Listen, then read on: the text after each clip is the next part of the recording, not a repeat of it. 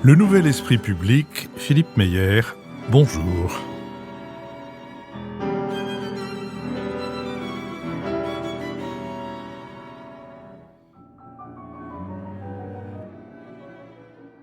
Bonjour, merci de nous avoir rejoints pour ce nouvel esprit public au cours duquel nous allons tenter d'éclairer certains aspects de l'actualité. Nous le ferons avec Nicolas Bavrez, essayiste et avocat, Nicole Niesotto, vice-présidente de l'Institut Jacques Delors, Richard Verly, correspondant à Paris du quotidien en ligne suisse Blick.fr et Lionel Zinsou, ancien Premier ministre du Bénin et président de la Fondation Terra Nova.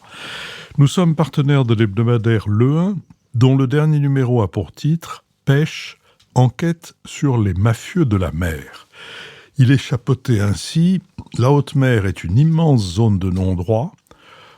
Hors de tout contrôle, de gigantesques navires-usines vident l'océan de ses poissons, dévastent les écosystèmes et maltraitent leurs travailleurs.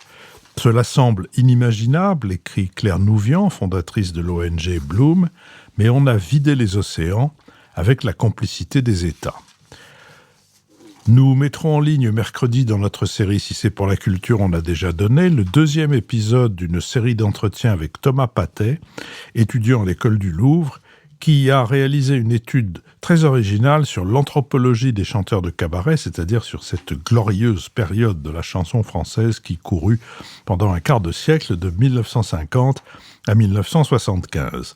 Notre prochain enregistrement public aura lieu le dimanche 13 octobre à l'école alsacienne.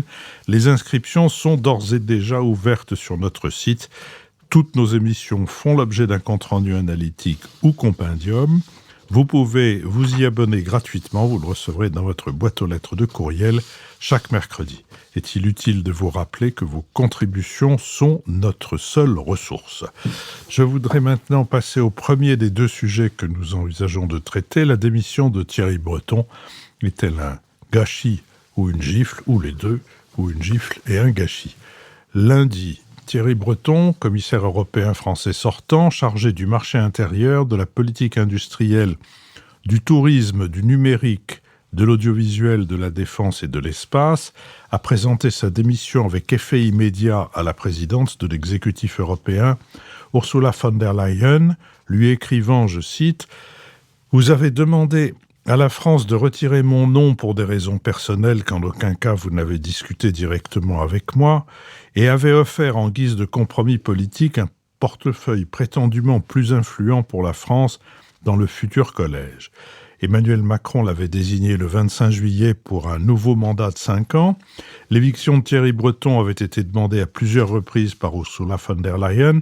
Durant son mandat, Thierry Breton s'était mis plusieurs fois en travers de la route de la présidente de l'exécutif européen en s'opposant, avec d'autres commissaires, à la nomination d'une chef économiste américaine à la concurrence ou à la nomination d'un proche d'Ursula von der Leyen comme délégué au PME.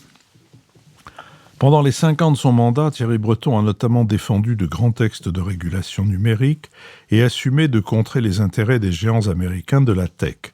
Il n'a eu de cesse d'afficher l'ambition de réguler par tous les moyens le Far West numérique qui prévalait en Europe, dominé par les grandes plateformes technologiques étrangères, auxquelles il semblait jusque-là bien difficile d'imposer des lois.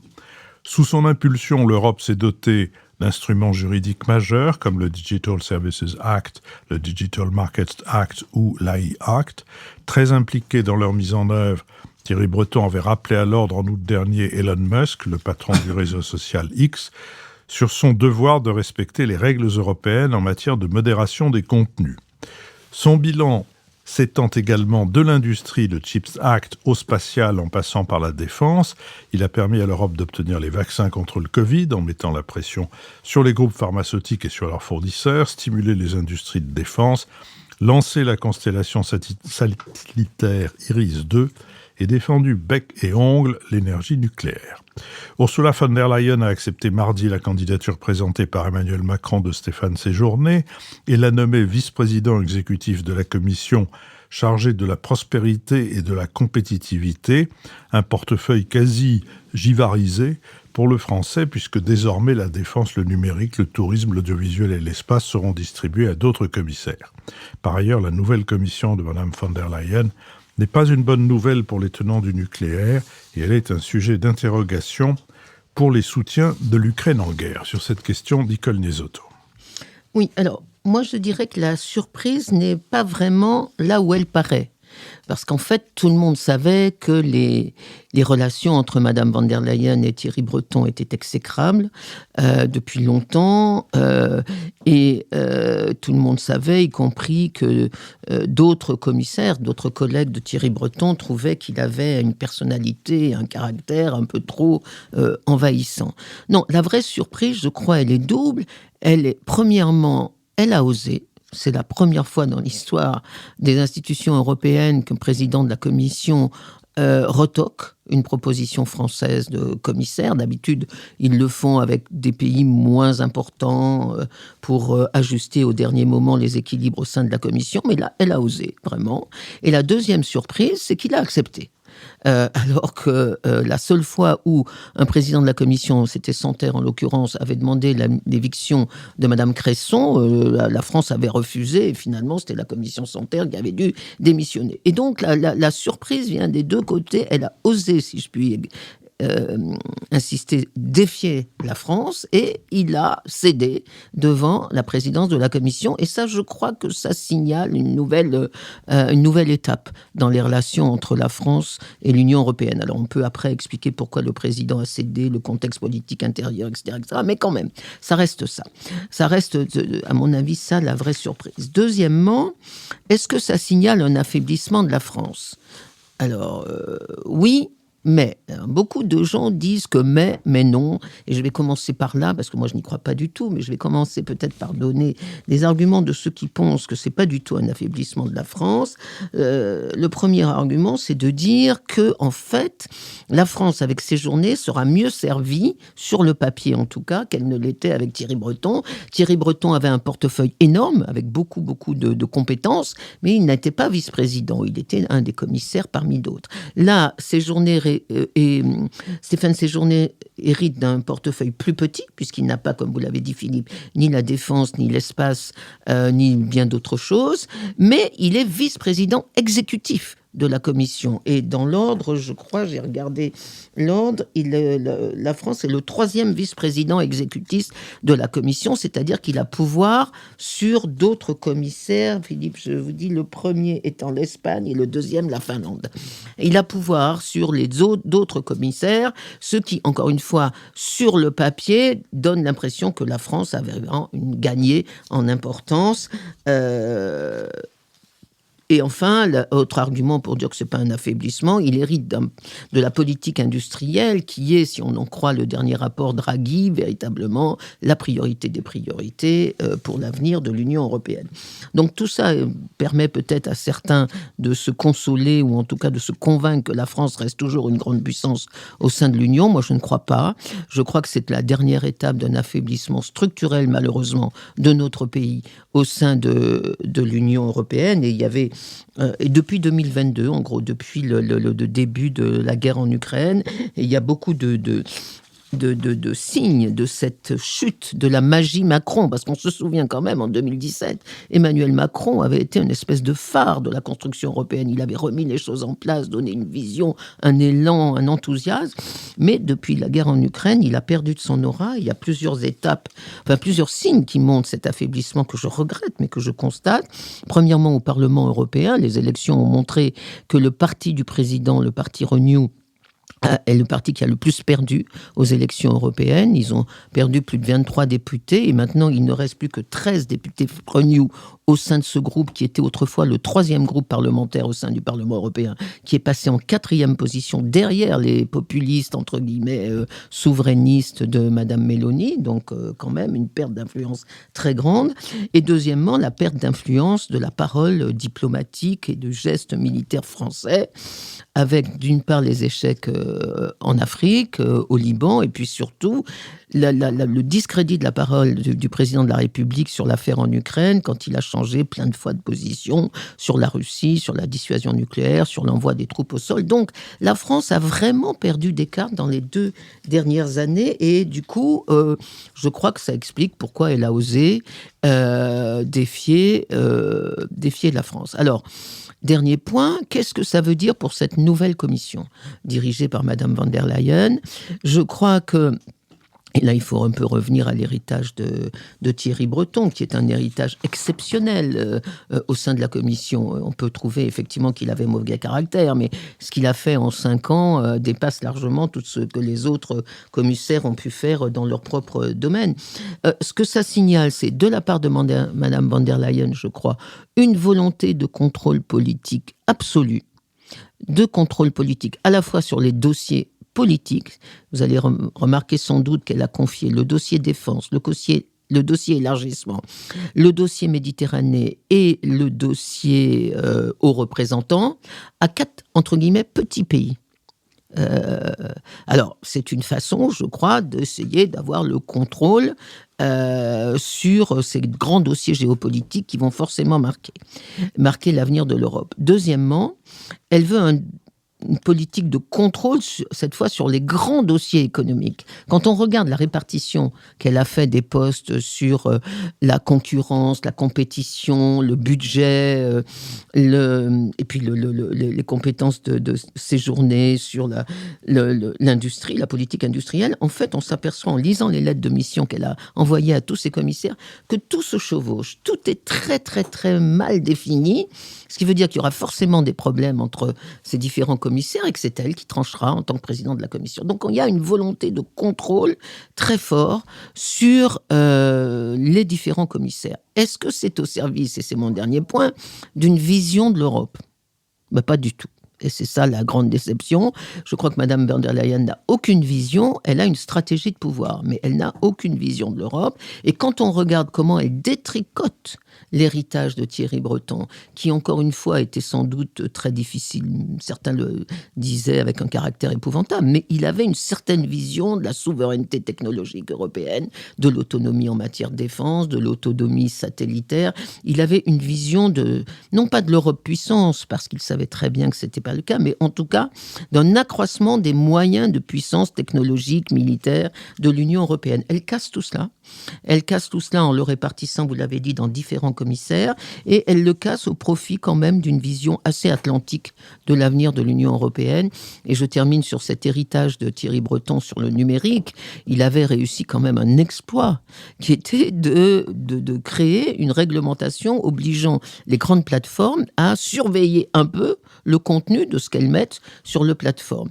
Et avec des conséquences, c'est-à-dire des amendes qui pouvaient aller jusqu'à 6% de... Ah, là, je ne sais pas si c'est du budget ou du chiffre d'affaires. Du chiffre d'affaires de l'entreprise et peut-être une éviction, une fermeture du marché européen à ces entreprises. Donc vraiment, Breton avait osé, lui aussi, contre Elon Musk.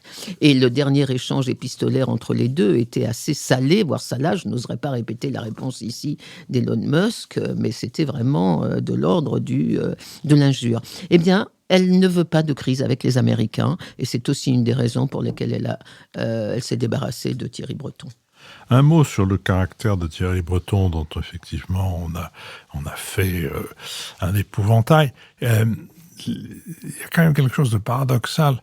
Si on reprend la phrase de Kissinger, l'Europe, quel numéro de téléphone, on pourrait dire l'Europe de qui s'agit-il ?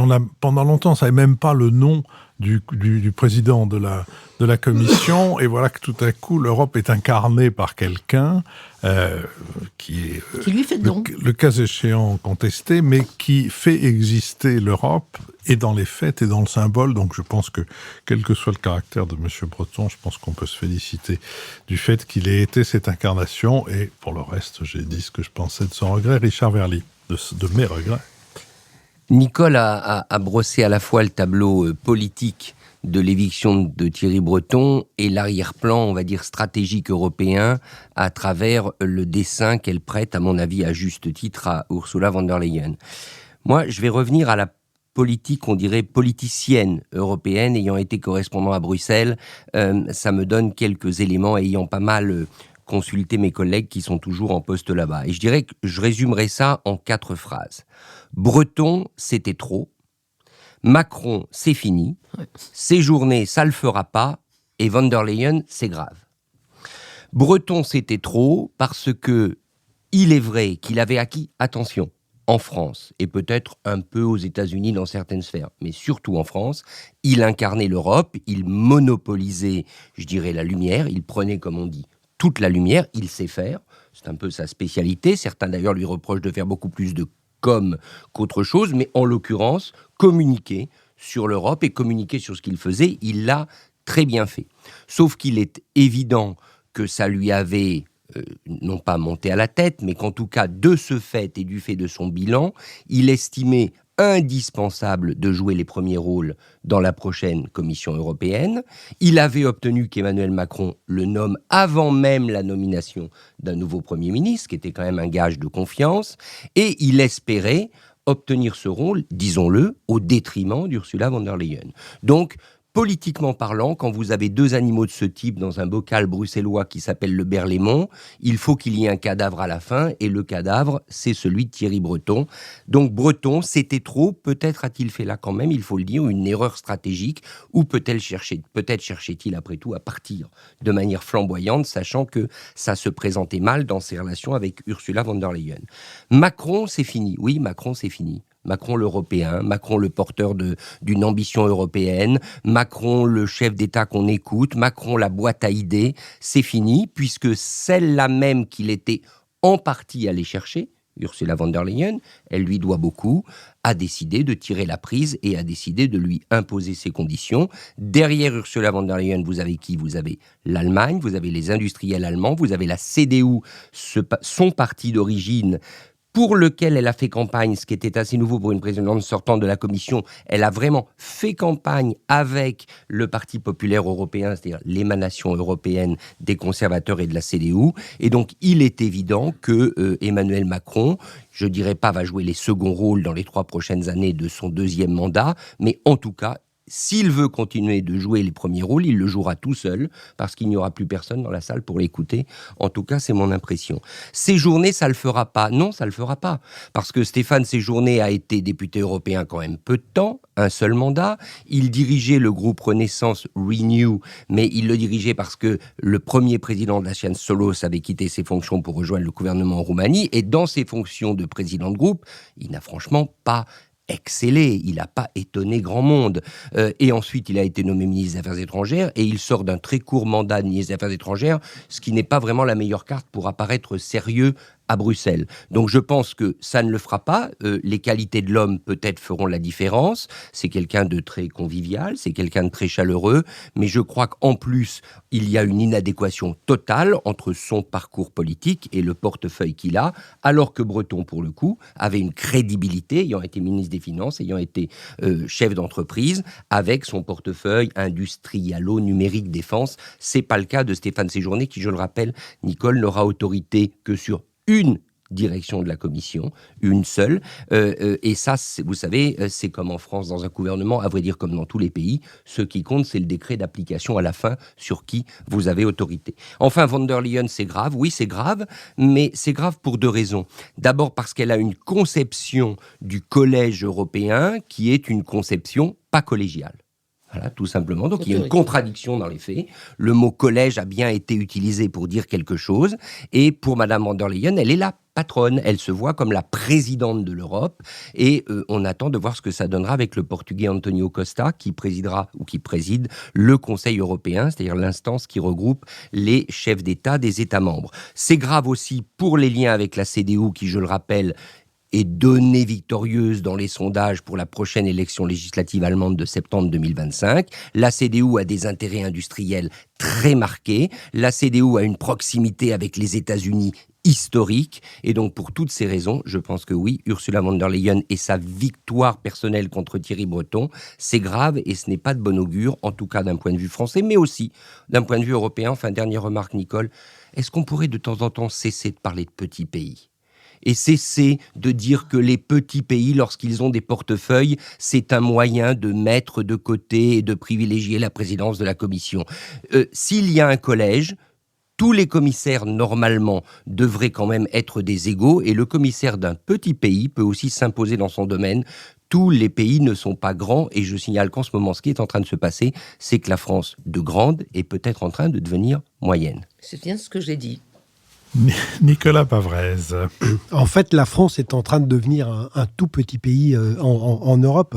Ce qui s'est passé, c'est quand même sans précédent dans l'histoire de l'Union. Et comme on l'a dit, il y a une contradiction, une fois de plus, d'Emmanuel Macron. De deux choses l'une. Soit, connaissant la détestation avec Madame von der Leyen, soit on renomme Thierry Breton, mais on tient la position, soit on trouve une autre option d'emblée parce qu'on sait que c'est intenable. Donc Thierry Breton a un ego démesuré, c'est entendu, mais c'est vrai qu'il était en fait le seul à avoir un vrai bilan, parce que le Green Deal, on voit tous que en réalité, il n'y a rien qui marche, qu'il va falloir revenir sur l'agriculture, sur l'automobile, sur... Ce qu'a fait Thierry Breton, le million d'obus pour l'Ukraine, ça n'existe que dans sa tête. En revanche, les vaccins, le numérique, l'espace avec la constellation, et personne n'a un bilan qui l'approche. Donc, ça, c'est la première chose qui est quand même très importante, parce que dans une Europe qui a du mal à embrayer sur le réel, dans une Europe, quand on lit le rapport Draghi, quand même, les deux problèmes majeurs, c'est compétitivité, innovation et sécurité. Et il se trouve que sur la partie défense, il y avait un gros écart, mais sur le reste, il avait fait exister ces dossiers. Et donc, cet héritage est effectivement démantelé. La deuxième chose, c'est que le pseudo, et là, Thierry Breton a parfaitement raison, ce qui a été proposé par Madame von der Leyen à Emmanuel Macron est évidemment un marché de dupes. D'abord, le choix de Stéphane Séjourné, ça a été un ministre des Affaires étrangères complètement transparent. Il sera un commissaire complètement transparent. Il est encadré dessous par 4 commissaires qui vont rapporter directement à Madame von der Leyen. C'est eux qui auront la main sur la seule direction. Je rappelle que Thierry Breton avait la main sur 4 directions. Et donc, c'est une fois de plus le jeu auquel les Français se font toujours prendre. Un titre ronflant qui ne correspond à rien contre la réalité du travail et de ce qui se fait. Donc, en réalité, la France, elle est sortie de la Commission. Et ça s'ajoute au fait qu'elle s'est fait sortir du Parlement européen, puisque l'essentiel de nos députés sont au Rassemblement national, et donc qui s'est associé avec les plus extrémistes, donc ils sont en dehors de toute coalition de pouvoir au Parlement, et nous n'avons que 6 députés au PPE qui en réalité tient, et à travers lui l'Allemagne, le Parlement européen. Donc on n'est plus au Parlement européen, en réalité on n'est plus dans la Commission, et on est, comme il a été dit, on n'est plus davantage au Conseil, parce que Emmanuel Macron, en Europe, plus personne n'y croit. Et alors, comment est-ce qu'on en est arrivé là ? Ça a été dit. Je voudrais quand même insister sur une chose qui a été peu soulignée, c'est la perte de crédibilité complète sur la partie financière. Les finances publiques françaises sont aujourd'hui en déshérence complète, hors de tout contrôle. Il y a une procédure pour déficit excessif. On n'a même pas été capable de fournir une trajectoire. On demande des délais. On n'a même pas de budget aujourd'hui. La guerre en Ukraine, on s'est fait sortir d'Afrique. Et puis, effectivement, il n'y a pas un dossier sur lequel notre politique étrangère a tenu. Et c'était le seul axe un peu de cohérence de ces quinquennats Macron, c'était l'Europe. Et ben, après avoir dissous non seulement le Parlement, mais sa majorité, maintenant les institutions de la Ve République, il a aussi dissous la place de la France dans l'Union européenne. Et évidemment, c'est une catastrophe pour la France, mais comme il a été dit, je pense que c'est une très mauvaise nouvelle pour l'Union européenne, parce que les problèmes fondamentaux ont été posés par le rapport Draghi, et avec cette commission-là, on sait que le rapport Draghi, il est mort-né avant même d'avoir existé. Et qu'aujourd'hui, compte tenu des difficultés de l'Allemagne, Madame von der Leyen, elle ne travaille que pour l'Allemagne, que pour essayer de sauver le modèle mercantiliste allemand, et avec un modèle d'Europe qui est clair, qui est l'intégration à l'ensemble nord-américain. Et ça, je pense que ça ne convient pas à la France, et il se trouve que pour une fois, et que la France est fondée à dire que c'est pour de bonnes raisons. Simplement, on en revient toujours à une chose, ce qui nous arrive là, c'est parfaitement mérité. On a laissé notre pays partir totalement en dérive sur le plan économique, sur le plan financier, sur le plan diplomatique, les autres en tirent maintenant les conséquences. Donc la seule vraie conclusion de ça, parce que ça donne les actes de notre déclassement, c'est qu'il faut remettre la France d'aplomb pour pouvoir ensuite s'attaquer sérieusement à la manière de faire de l'Europe autre chose que ce que prépare aujourd'hui Madame von der Leyen. Lionel Zinsou. Alors cette philippique contre la France d'aujourd'hui va être une source d'inspiration pour le nouveau Premier ministre. Et je crois que c'est important de souligner qu'il a une certaine expérience européenne, donc il va être probablement un bon professionnel pour redresser la position de la France à Bruxelles, puisque ça fait partie de sa légende très positive.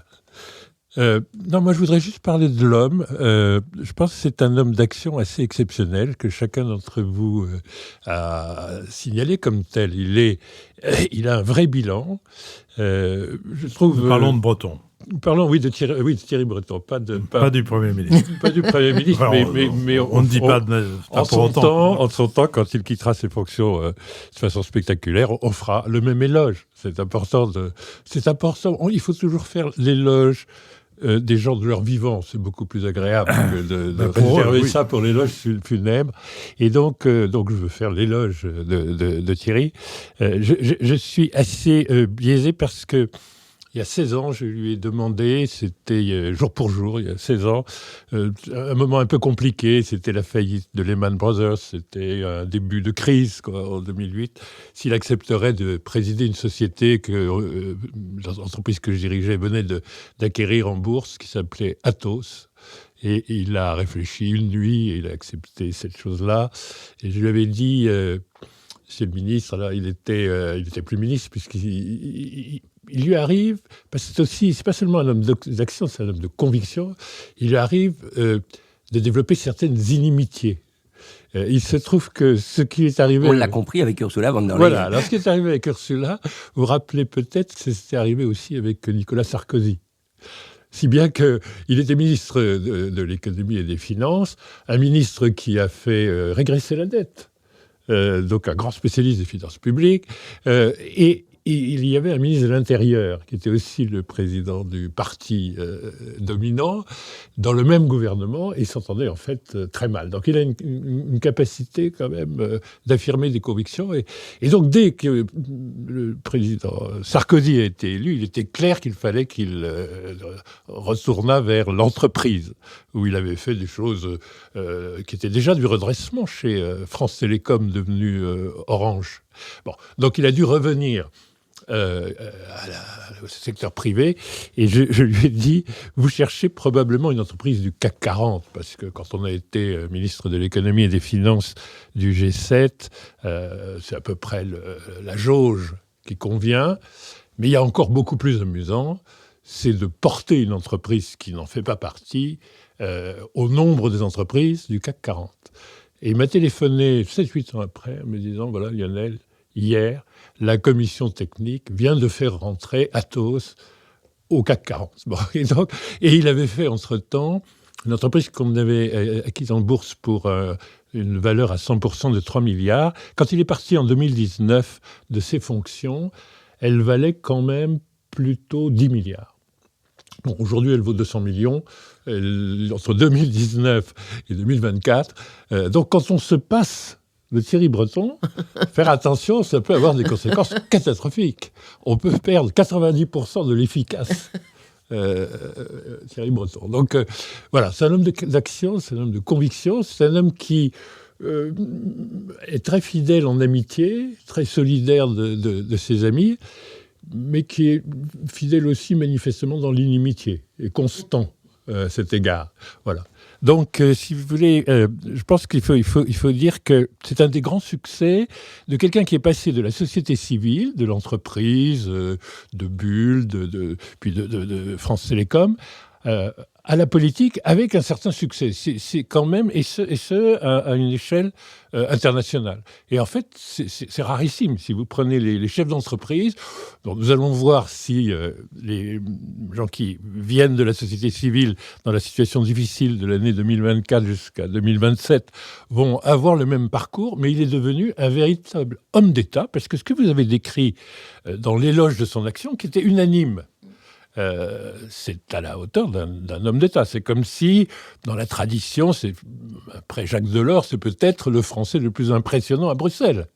Bon, M. Barnier n'est pas très loin, mais évidemment, Mme Cresson est peut-être un peu plus loin dans le souvenir des Français, et on souhaite à M. Séjourné, dans cette cohorte brillante, de ne pas se cressoniser. Voilà, et maintenant qu'il a fait des progrès dans son éloquence, je suis sûr que ça va être plutôt un succès. Mais là, c'est un vrai succès d'apporter une contribution majeure à des politiques publiques, et puis à la bonne échelle, c'est-à-dire à l'échelle où on peut vraiment faire une différence, c'est-à-dire l'échelle européenne. Et je crois que, Richard, manifestement, il n'y a pas que la France et la Suisse, puisque tu sembles très... Qui n'est pas membre de l'Union européenne. Qui n'est pas membre, mais tu sembles très érudit sur Thierry Breton, donc manifestement, ça a atteint le cœur des Alpes. Franchement, je pense qu'il faut célébrer le fait qu'il y a des gens qui peuvent apporter une contribution aux politiques publiques faites de leur qualité dans les initiatives privées. Et je pense qu'il faut qu'il fasse des émules, M. Thierry Breton. Nicole Niesetto. Oui, un mot. Je crois qu'on est tous effectivement d'accord pour dire que l'héritage de Thierry Breton est formidable et que l'échec de la France est retentissant. Dans cet épisode. Alors, la question maintenant qu'on a envie que moi j'ai envie de me poser, c'est comment on en sort, puisqu'on n'a plus Thierry Breton comme levier, qu'est-ce qu'on a Alors, d'abord, pour répondre à Richard sur les petits pays, je sais qu'il est politiquement incorrect de dire qu'il y a des petits et des grands pays, mais enfin, je parlais de la géopolitique, quand on compare les puissances diplomatiques et militaires de certains pays avec d'autres, il y a des grands et des petits, je suis désolé de le dire. Mais ce que je veux dire aussi, c'est qu'il n'y a pas de pays isolé. Et c'est peut-être là la façon de s'en sortir. Je crois que la seule façon pour la France de retrouver une influence à Bruxelles, c'est de le faire avec d'autres. Et jusqu'à maintenant, on a toujours, c'est une vraie réflexion qu'il faut avoir, on a toujours dit que l'influence de la France à Bruxelles passe par le couple franco-allemand. La vraie question, c'est ça. Quel est l'avenir du couple franco-allemand comme vecteur d'une influence collective de l'Europe ? Moi, je crois que, bien sûr, il ne faut pas l'abandonner, mais je pense que la France, avec l'Espagne et avec l'Italie, qui sont les deux autres grands, et peut-être la Pologne, c'est-à-dire on a en tout cas France, Italie, Espagne, on a une véritable capacité de contrebalancer la puissance allemande de la présidente de la Nicolas Commission. Bavrez. Je crois que ce qui vient d'être dit est tout à fait juste. Simplement, sur la configuration, je pense que là aussi, il faut et c'est sans doute pas avec l'Italie et l'Espagne, parce que un des autres problèmes de cette commission, c'est qu'on a deux militants antinucléaires comme commissaires à l'énergie et à la transition climatique. Et il se trouve qu'aujourd'hui, en fait, l'axe qu'on peut essayer de construire, c'est un axe pro-nucléaire et pro-défense contre le pacifisme allemand. Et ça, on peut le faire avec l'Europe centrale et orientale et avec l'Europe du Nord. Donc aujourd'hui, je pense qu'il est... la Pologne devient effectivement un partenaire clé qu'on a beaucoup trop négligé dans les dernières années. Mais alors, Nicolas, il faudra vraiment, effectivement, que le Premier ministre t'entende, parce que si on ne redresse pas les finances publiques de la France, faire quoi que ce soit avec les Néerlandais et les Scandinaves, les Finlandais, l'Europe germanique non allemande, les Autrichiens et autres, on sera stigmatisé, parce que pour l'instant, on est devenu inaudible auprès spécifiquement de ces pays. Avec l'Italie, on est flétri de la même façon, en fait, pour nos déséquilibres. Mais sur l'Europe du Nord, alors il faut faire une politique des finances publiques vraiment très rigoureuse. Merci. Qui me paraît indispensable. Merci Lionel. Intéressons-nous maintenant à ce voyage d'études inattendu de Keir Starmer en Italie à propos spécifiquement de l'immigration. Au lendemain d'un nouveau naufrage meurtrier de migrants dans la Manche, le Premier ministre britannique s'est entretenu lundi avec son homologue italienne Giorgia Meloni, de la lutte contre l'immigration illégale, sujet à l'origine de violentes émeutes cet été au Royaume-Uni. Accompagné de son nouveau commandant de la sécurité des frontières du Royaume-Uni, Martin Hewitt, chargé de lutter contre les traversées de la Manche et les passeurs, Keir Starmer, qui a rejeté le plan du précédent gouvernement conservateur d'expulser des migrants en Rwanda, se dit intéressé par la méthode de Mme Meloni. Je cite, « Il y a eu ici une réduction assez spectaculaire des entrées de migrants clandestins et je veux comprendre comment cela s'est produit », a expliqué le Premier ministre en visitant le Centre national de coordination sur la migration à Rome. L'agence Frontex indique que l'Italie a réduit de 64% en un an les traversées irrégulières de bateaux vers les côtes italiennes. Selon les chiffres du ministère italien de l'Intérieur, les arrivées de migrants par la mer ont considérablement baissé depuis le début de l'année, 44 675 entre le 1er janvier et le 13 septembre, contre 125 806 lors de la même période de 2023. Au cours des 12 derniers mois, les traversées en provenance de Tunisie ont chuté de 80%, celles depuis la Libye de 27%. Cette baisse est due notamment à des accords de plusieurs millions d'euros passés en novembre 2023 dans le cadre du processus de Rome, visant à renforcer les patrouilles sur les côtes nord-africaines et à faciliter les retours. L'Union européenne a accordé des fonds à la Tunisie pour renforcer la sécurité des frontières, tandis que l'Italie a fourni des navires de patrouille et finance son gouvernement. Keir Starmer a tenu à préciser qu'il s'intéressait davantage à ces mécanismes qu'à l'accord de Rome avec Tirana, accord sur les migrants pour l'ouverture de 2 centres d'enregistrement de demandes d'asile. Ces 2 sites financés et gérés par l'Italie doivent pouvoir héberger jusqu'à 3000 migrants. On y examinera les demandes d'asile et on y décidera qui est admis et qui est renvoyé. Les dossiers de 36 000 migrants pourraient être ainsi traités chaque année. Le premier centre, situé dans le nord de l'Albanie, devrait ouvrir prochainement. L'Organisation internationale des migrations et les ONG de secours des migrants en Méditerranée font valoir qu'une partie des candidats à l'entrée dans l'Union ont tout simplement changé d'itinéraire. Si sur les 8 premiers mois de l'année, les détections de migrants clandestins franchissant les frontières de l'Union ont diminué de 39% selon l'agence Frontex, mais si les routes migratoires des Balkans et de Méditerranée centrale ont vu les flux nettement baisser, moins 77 et moins 64%, celles de l'Afrique de l'Ouest et la frontière terrestre orientale ont enregistré de fortes hausses, plus 123% et plus 193%. Sur cette question, Richard Verly. Peut-être d'abord un rappel important. Le Royaume-Uni, j'imagine que les auditeurs le savent, n'est pas membre de l'espace Schengen. Le Royaume-Uni n'est plus membre de l'Union européenne. Et le Royaume-Uni est dans une situation, je dirais, catastrophique. C'est le Premier ministre britannique lui-même qui l'a dit lorsqu'il est arrivé au pouvoir après les élections, puisqu'il a promis à sa population, quasiment, comme l'avait fait Churchill, du sang et des larmes. En tout cas, il a dit que ce serait très dur, notamment pour redresser les services publics. Donc on est dans un constat d'un pays qui est à l'écart de l'Union européenne, ce qui en matière de migration et vu la configuration géographique pose quand même un réel problème parce que le Royaume-Uni dépend de sa coopération avec les pays de l'Union européenne, notamment avec la France en matière de migrants, et d'autre part un pays qui a des problèmes sérieux de ressources budgétaires et d'allocation de ces ressources. Alors maintenant, pourquoi Keir Starmer est allé en Italie et qu'est-ce qu'on peut en tirer comme leçon ? D'abord, je constate qu'il est allé parler de migrants en Italie et pas en France. La logique quand même géographique, vu d'où viennent les bateaux, les Zodiacs, puisqu'en général ce sont des petites embarcations qui quittent le nord de la France pour aller en Angleterre. Il y a encore eu un naufrage récemment, 8 personnes sont mortes. La logique aurait été qu'ils viennent parler de ça avec la France et qu'ils convoquent peut-être même un conseil des ministres conjoint avec la France. Il ne l'a pas fait. Donc ça, je trouve que là aussi, tout à l'heure, dans la première partie de l'émission, on posait des questions et on doutait de la capacité d'Emmanuel Macron à être considéré comme un partenaire fiable par ses partenaires. Eh bien, en voilà peut-être un exemple, même si Keir Starmer était venu en visite à l'occasion des Jeux Olympiques et qu'il avait à cette occasion discuté avec le président français. Premier élément, donc le symbole, aller en Italie, c'est contourner la France. Deuxièmement, qu'est-ce qu'il a trouvé en Italie ? Il a trouvé une réalité qui ne correspond absolument pas à celle du Royaume-Uni et des solutions dont on attend qu'il les adapte à la mode anglaise. La réalité, elle est très simple. D'où viennent les migrants qui arrivent en Italie ? Ils viennent de pays en voie de développement, émergents, en crise, en guerre. On a parlé de la Tunisie, on a parlé de la Libye, qui sont de l'autre côté de la Méditerranée et que vous pouvez arriver finalement à gérer en payant. C'est ce qu'a fait l'Italie et ce que l'Italie a convaincu l'Europe de faire.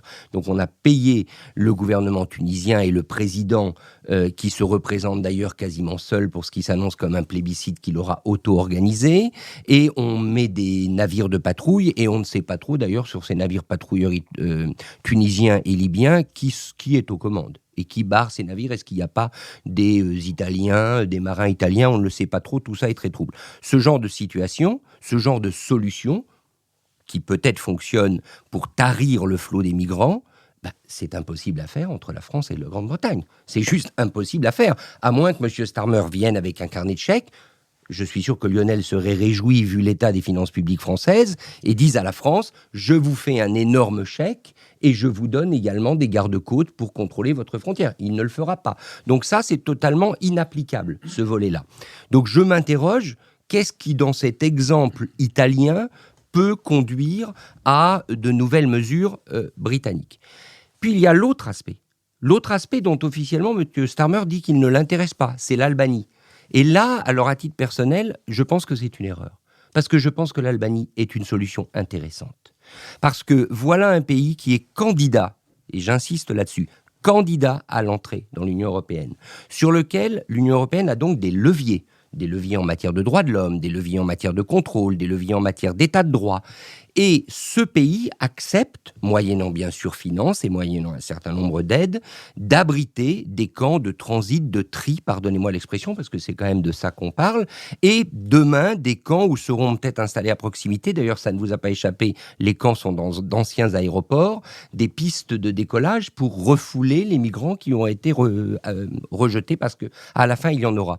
Eh bien, moi, je pense que là, cette solution, elle correspond à ce que le pacte Asile et Migration de l'UE propose, c'est-à-dire des hotspots aux frontières extérieures de l'Union européenne. C'est un pays, l'Albanie, sur lequel, encore une fois, on a des leviers, et il faudra peut-être à un moment tomber d'accord sur ce type de dispositif. Donc que M. Starmer ait refusé le Rwanda, c'était tout à fait justifié, parce que sur le Rwanda, il n'y avait aucun levier d'aucune sorte, et c'était vraiment, non pas un cadeau, mais en tout cas un deal problématique fait avec M. Kagame. Je pense qu'il n'a pas dit la vérité en Italie, et si vous voulez mon interprétation absolument pas étayée par des informations confidentielles, je pense que les leçons qu'il en a retirées sont opposées au constat qu'il a dit, à savoir que ce n'est pas le dispositif maritime qui l'intéresse, c'est l'Albanie, et vous verrez que dans quelques temps, le Royaume-Uni commencera à regarder de ce côté-là. Lionel Zinsou. Alors, moi, je suis frappé par le rayonnement de Madame Meloni. Et ce qui me gêne, c'est que ça pourrait servir de précédent à l'image de Madame Marine Le Pen.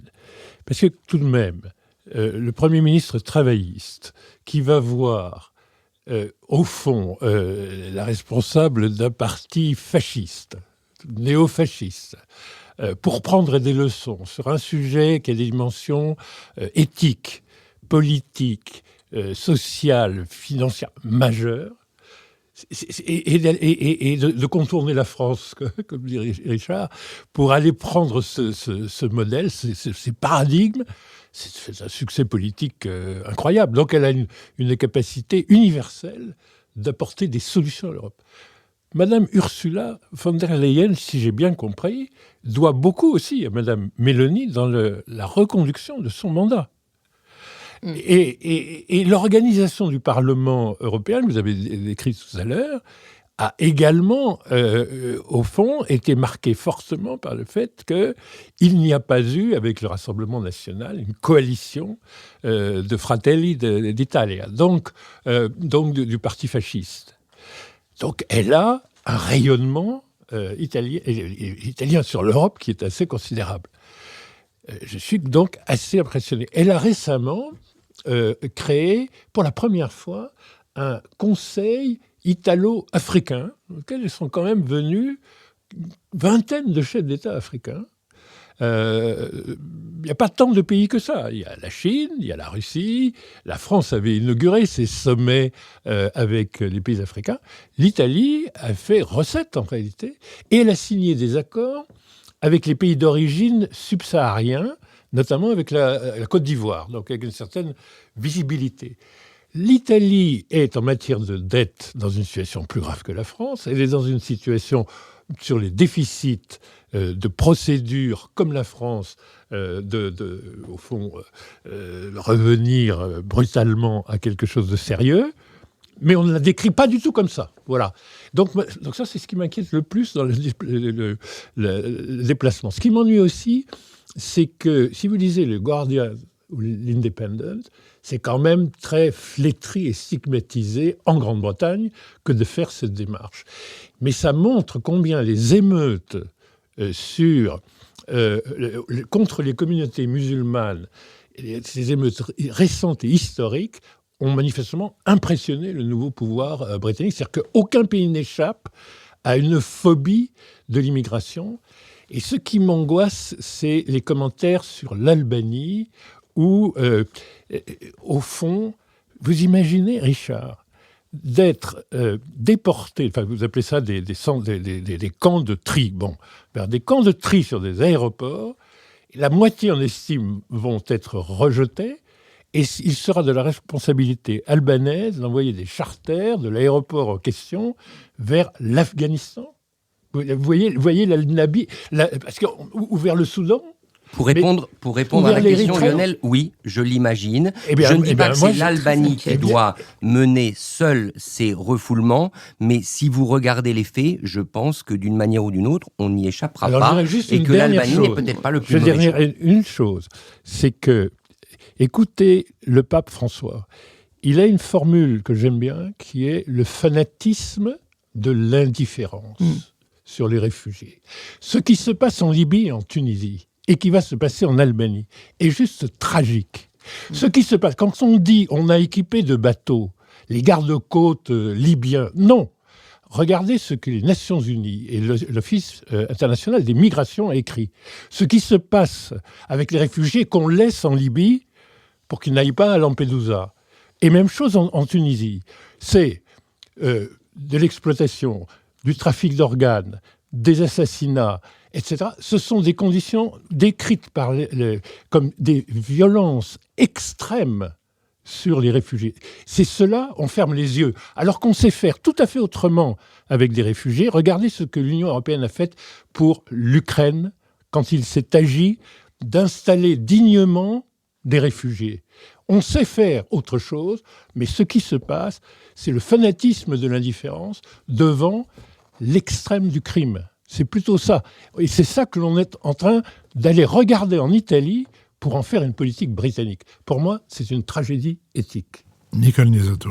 Je vais renforcer ce que vient de dire Lionel en détruisant le modèle Meloni et en détruisant le modèle albanais. Il n'y a pas de modèle Meloni. Ce qu'a fait Meloni, c'est simplement d'appliquer à l'échelle italienne le modèle Merkel. Je vous rappelle que c'est l'Union européenne en 2016, sous l'impulsion de Mme Merkel, qui a décidé d'externaliser la question des réfugiés en Turquie. 3 millions de réfugiés, 6 milliards d'euros. Et cet accord avec la Turquie a été très discrètement reconduit en 2021 pour que la Turquie les garde. Donc, ce que fait Mme Meloni, c'est exactement la solution. Mme Merkel, il y avait une autre solution proposée par Mme Merkel que Meloni applique aussi, qui était non pas l'externalisation, mais la délocalisation, c'est-à-dire le contrôle de la légitimité de la demande d'asile se fait à l'extérieur, dans le pays d'arrivée. Et donc, c'est ce qu'elle fait avec l'Albanie. Donc, il n'y a aucun modèle Meloni.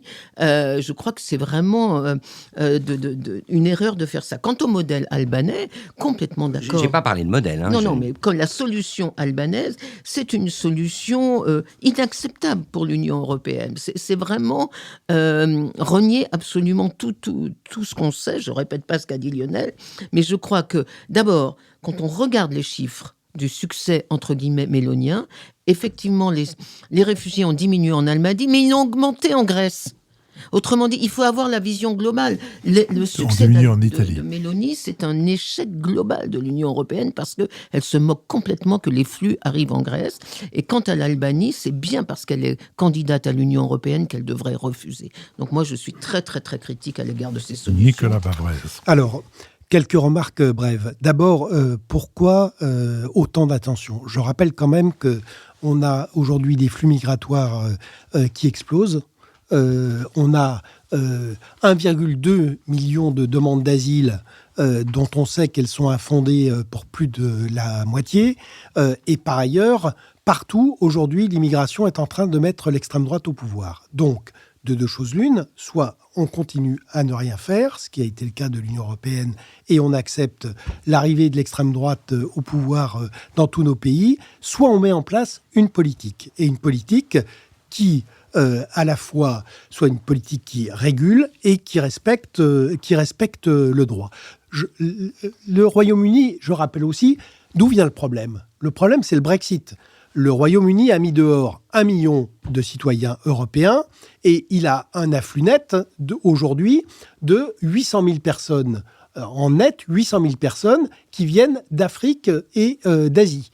Et effectivement, on se retrouve avec des émeutes racistes à l'été. Donc ça, c'est le premier point. Deuxièmement, l'Italie, je voudrais quand même rappeler que en fait, il y a un paradoxe. Il n'y a évidemment pas de modèle italien. Mais il y a une chose que on n'a pas rappelée, c'est que Madame Meloni, c'est le fait de payer la Tunisie et la Libye effectivement pour arrêter les flux. C'est pour l'instant l'accord avec l'Albanie, mais je rappelle que pour l'instant ça n'est pas du tout opérationnel. Mais il y a une chose qu'on oublie aussi, c'est que Madame Meloni, c'est 450 000 régularisations cette année, ce qui est le plus haut historique. Et pourquoi ? Parce que l'industrie italienne manque de main-d'œuvre, qu'il n'y a plus de jeunes en Italie, et que l'Italie est aujourd'hui le 4e exportateur mondial, bien devant la France qui est tombée au 7e rang, et qu'il faut trouver des gens pour travailler. Donc, il y a la rhétorique, il y a les médias, et en réalité, il y a la réalité de la politique qui est conduite par l'Italie. Et pourquoi est-ce que je parle de ça ? Parce que, compte tenu du fait que l'Union européenne et le pacte européen pour les migrations est absurde et n'apporte aucune solution, en réalité, il y a un nouveau standard européen qui est en train de se mettre en place. Et c'est pas le standard. L'Italie est une forme de déclinaison. C'est parti du Danemark. Et c'est parti du Danemark pour sauver l'État-providence et pour casser l'extrême droite. Et ça a marché parce que l'extrême droite est passée de 22 à 2%. Et cette politique, c'est pas d'immigration zéro, ce qui est absurde, mais une régulation des flux, ce qui est parfaitement normal parce qu'il n'y a pas de droit inconditionnel à arriver sur le territoire européen.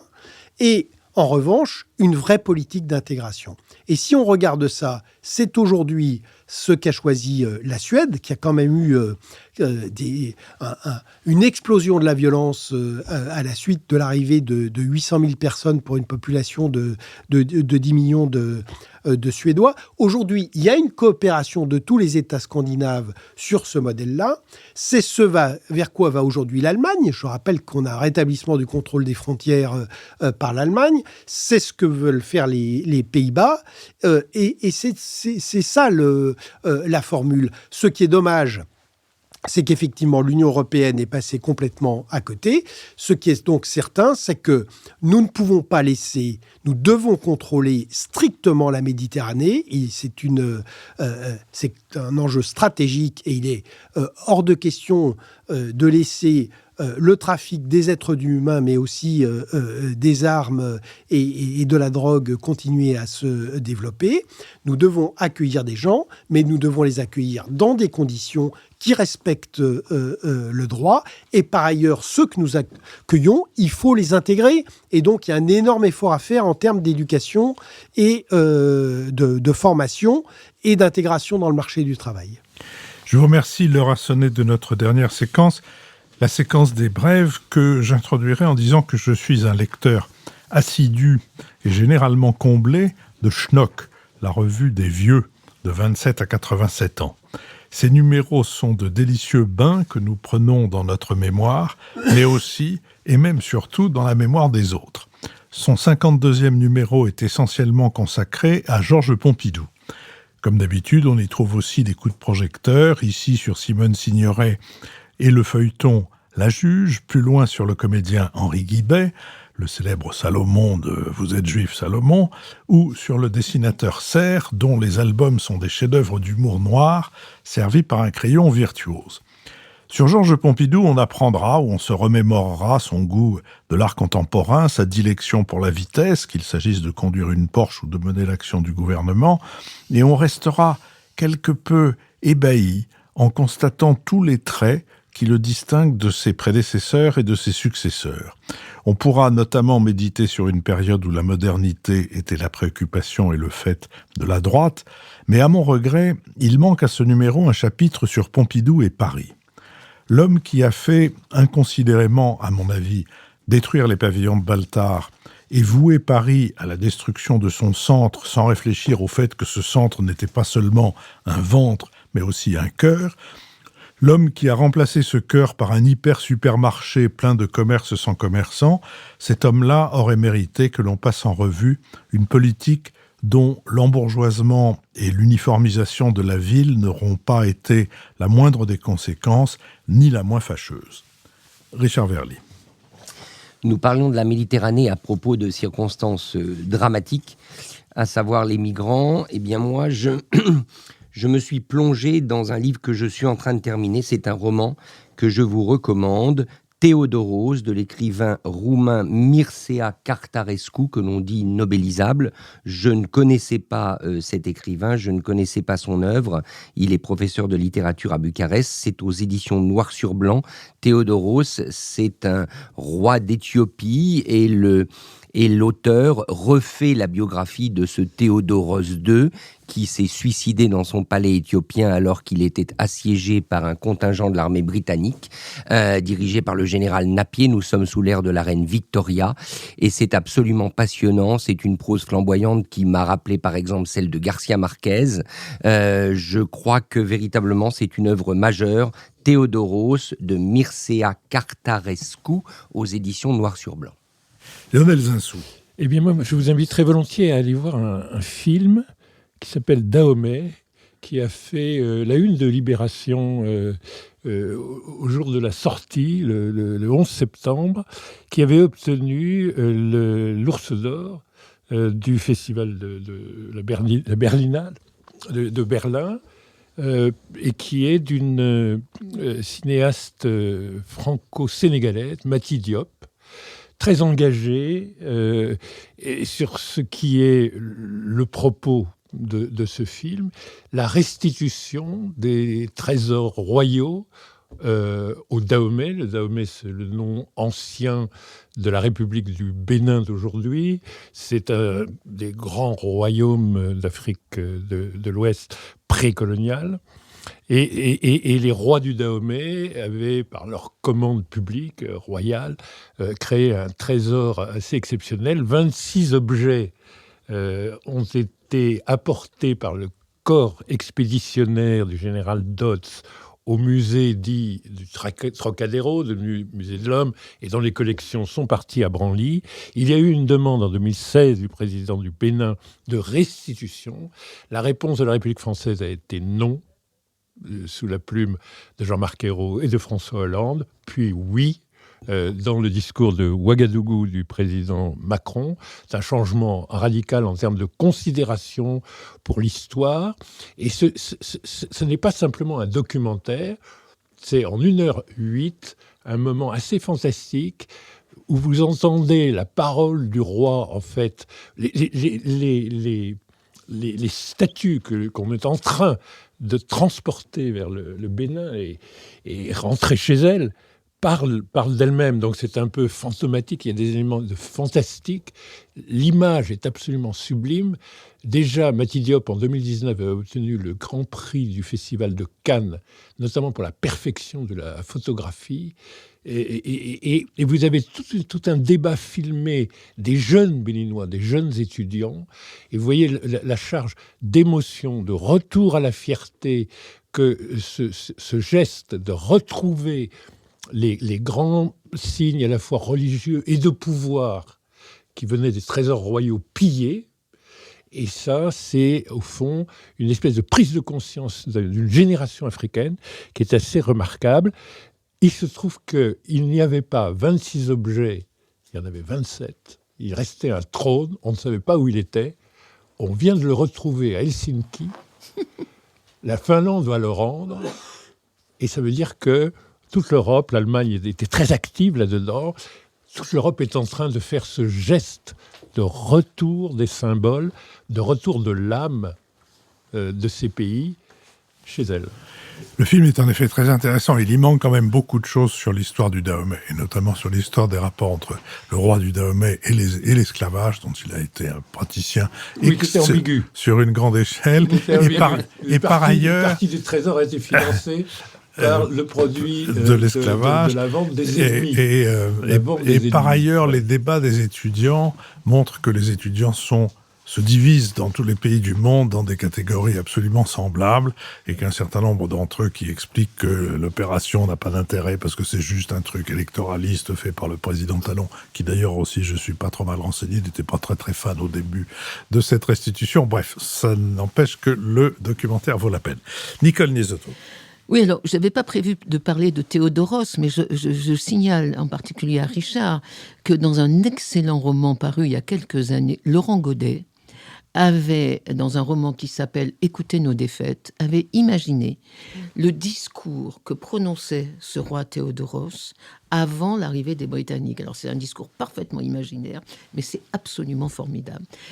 Ma brève, je voulais la faire aussi sur un plan littéraire, puisque c'est la rentrée, en recommandant, d'une part, le livre de Jérôme Ferrari, Sentinelle Nord, paru à Actes Sud, que l'on présente d'ailleurs comme une critique du surtourisme en Corse. Alors, effectivement, il y a une critique du surtourisme, mais c'est pas ça le cœur du livre pour moi. C'est un livre avec une écriture vertigineuse, violente, cascadeuse, une écriture formidable. C'est un livre sur l'extraordinaire bêtise, l'inculture, la paresse, la bêtise crasse de la petite mafia corse. Je ne parle pas du grand bandit, de la petite mafia corse qui arnaque le touriste. Ça, c'est mon premier livre, et ça, c'est formidable. Si on le lit comme ça. Ma deuxième